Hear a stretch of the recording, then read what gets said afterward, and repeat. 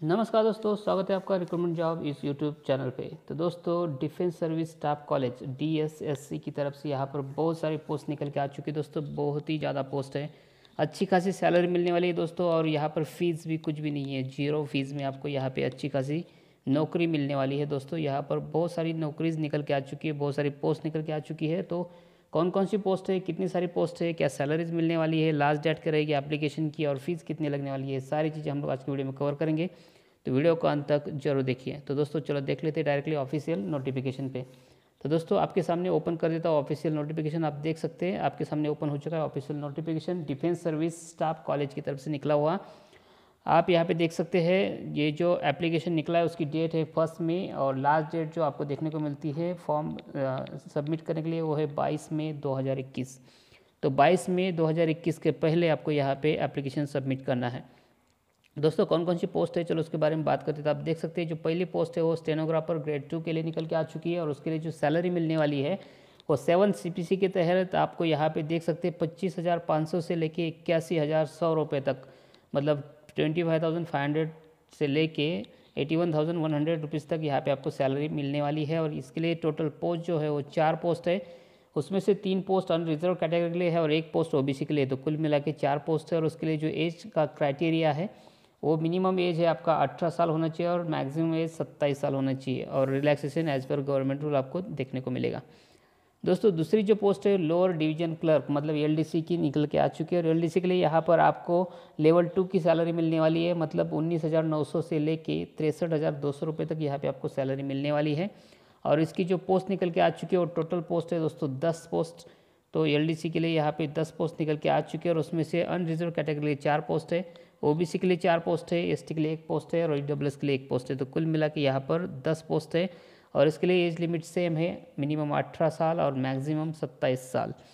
तो अगर आप एज लिमिट में बैठते हो तो आप यहाँ पे अप्लाई कर सकते हो। दोस्तों तीसरी जो पोस्ट है वो सिविलियन मोटर ड्राइवर की है, ऑर्डिनरी ग्रेड की ये पोस्ट है, और इसके लिए आपको सैलरी 19,900 से लेकर 63,200 रुपये तक मिलने वाली है।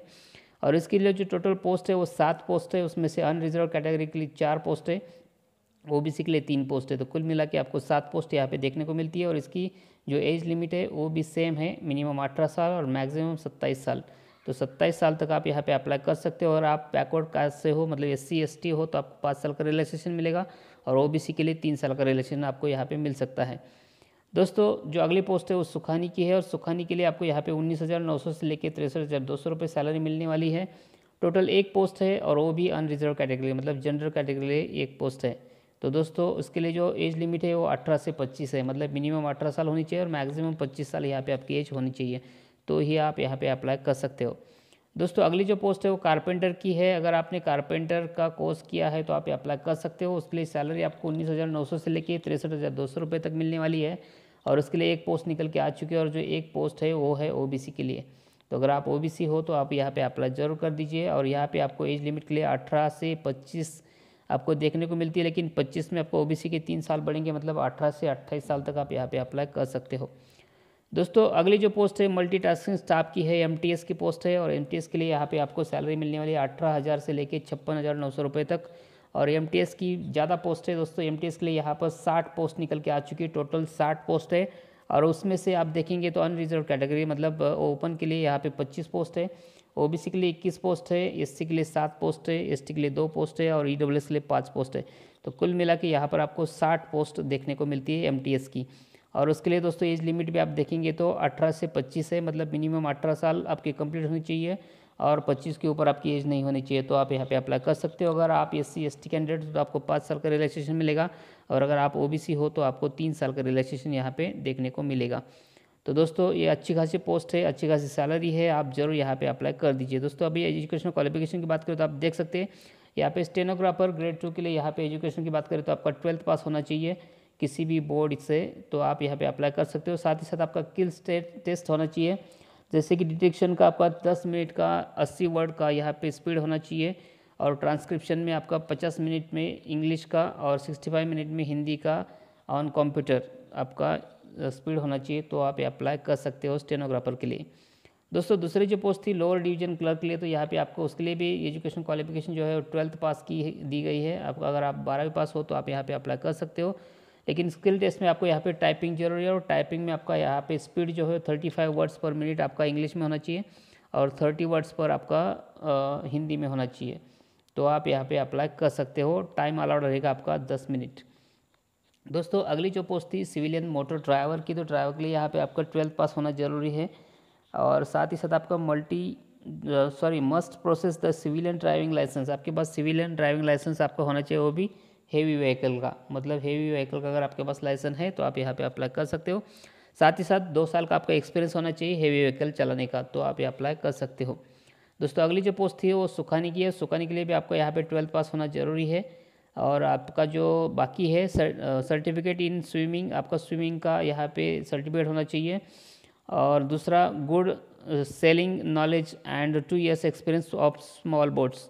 तो आपको सेलिंग का नॉलेज होना चाहिए और साथ ही साथ आपको 2 साल का स्मॉल बोट का एक्सपीरियंस होना चाहिए, तो आप अप्लाई कर सकते हो।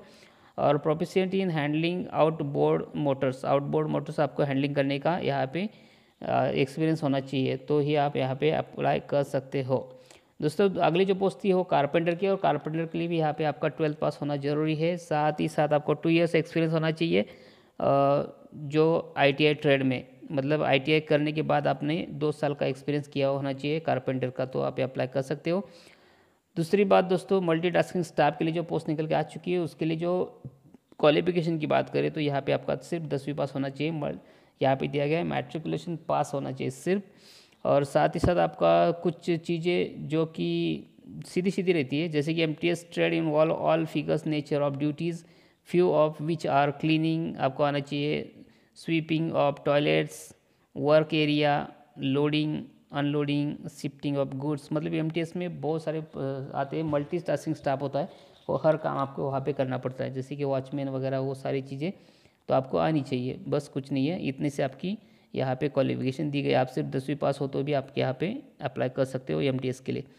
और दोस्तों यहाँ पे आप देखेंगे तो एज लिमिट जो मैंने आपको पहले ऊपर बताई वो सारी चीज़ें एज लिमिट की है। बाद में रिलैक्सेशन की बात करें तो आप यहाँ पे देख सकते हैं, रिलैक्सेशन 3 साल का आपको मिलता है OBC के लिए, और 5 साल का मिलता है SC एंड ST कैंडिडेट के लिए, और 10 साल का मिलता है अगर आप PWD हो, मतलब person with back mark disabilities हो, तो आपको 10 साल का यहाँ पे रिलैक्सेशन मिलता है।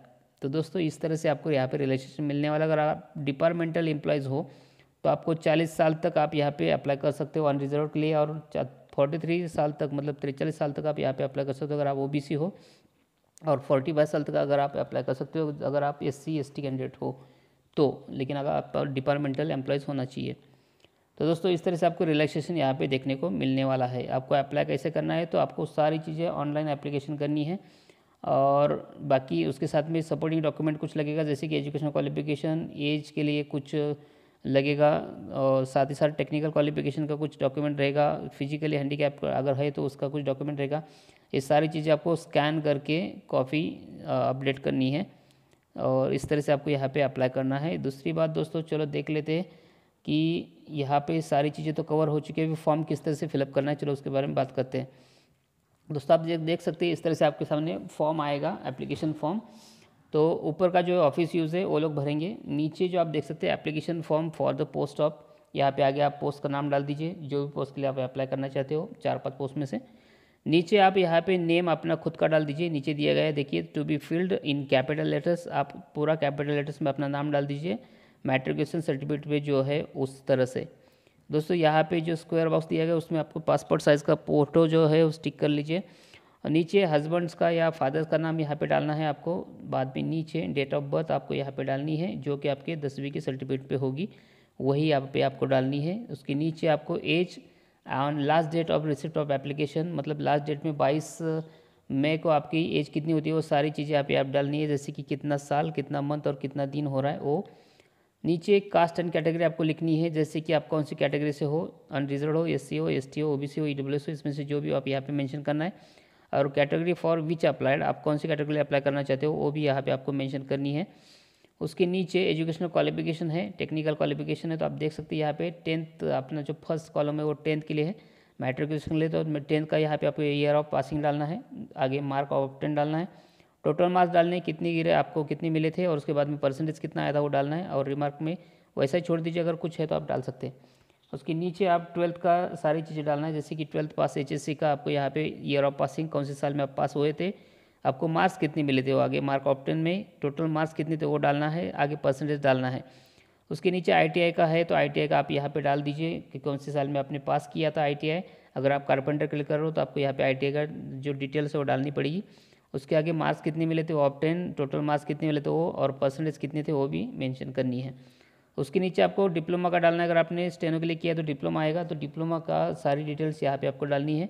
डिप्लोमा कौन से साल में पास किया था, मार्क कितने मिले थे, टोटल मार्क्स कितने थे और परसेंटेज कितने थे, वो सारी चीज़ आपको यहाँ पे डालनी है। उसके बाद में नीचे अगर आपको कोई एक्सपीरियंस है, जैसे आपको ड्राइविंग लाइसेंस का 2 साल का एक्सपीरियंस जरूरी है, तो अगर आपको ड्राइविंग के लिए अप्लाई कर रहे हो तो आपको यहाँ पे ड्राइविंग लाइसेंस के एक्सपीरियंस के बारे में डालना है, और साथ में इनक्लोज कॉपी प्रूफ के लिए डालना है, मतलब ड्राइविंग लाइसेंस की ड्राइवर का जिधर आपने एक्सपीरियंस लिया उसका जो एक्सपीरियंस सर्टिफिकेट है वो यहाँ पे आपको अटैच करना पड़ेगा।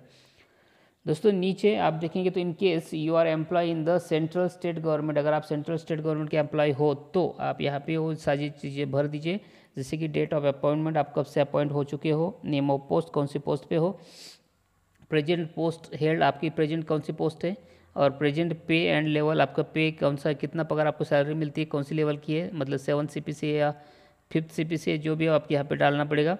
और name and address of office, कौन से ऑफिस में उसका एड्रेस और नेम यहाँ पे डालना जरूरी है, अगर आप सेंट्रल या स्टेट गवर्नमेंट के एम्प्लॉय हो तो ही ये सारी चीज़ें फिलअप करनी है। नीचे आपको मोबाइल नंबर डालना होगा, कॉन्टैक्ट नंबर, टेलीफोन नंबर, आधार कार्ड का नंबर आपको डालना है यहाँ पे, और करस्पॉन्डेंस एड्रेस जो भी आपका हो यहाँ पे डालना पड़ेगा, 1 लाइन में 2 लाइन में।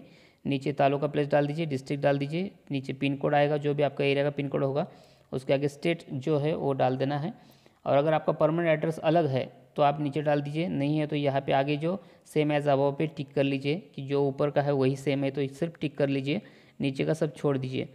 उसके बाद में आपको ईमेल आईडीज़ डालना ज़रूरी है, ईमेल आईडी पे ही सारे आपको जो भी नोटिस है वो आती रहेंगी, आपका जो मतलब हॉल टिकट वगैरह है वो भी उसी पे आएगा, तो आपको ईमेल आईडीज़ डालना ज़रूरी है। उसके नीचे आपको यहाँ पे प्लेस डालना है, डेट डालनी है और सिग्नेचर कर देना है। बस दोस्तों इतना सा करके आपको फॉर्म फिलअप करना है। और ये नीचे जो एक्नॉलेजमेंट के 2 पेपर है ये और ये आपको फिलअप करके देने हैं, सेम है। ऊपर आपको पोस्ट अप्लाइड फॉर, कौन सी पोस्ट के लिए आप अप्लाई कर रहे हो वो, नीचे नेम आपका डालना है, डेट ऑफ बर्थ डालनी है, आधार कार्ड नंबर डालना है, रोल नंबर डालना है, और date and time with written test के टाइम आपको वहाँ पे ऑफिस से ही मिलेगा, वो छोड़ दीजिए। बाकी के वेन्यू रिटन टेस्ट वो सारी चीज़ आएगी। यहाँ पे सिग्नेचर वो करेंगे आप मत करना, और ऊपर आपका फ़ोटो यहाँ पे पेस्ट कर दीजिए।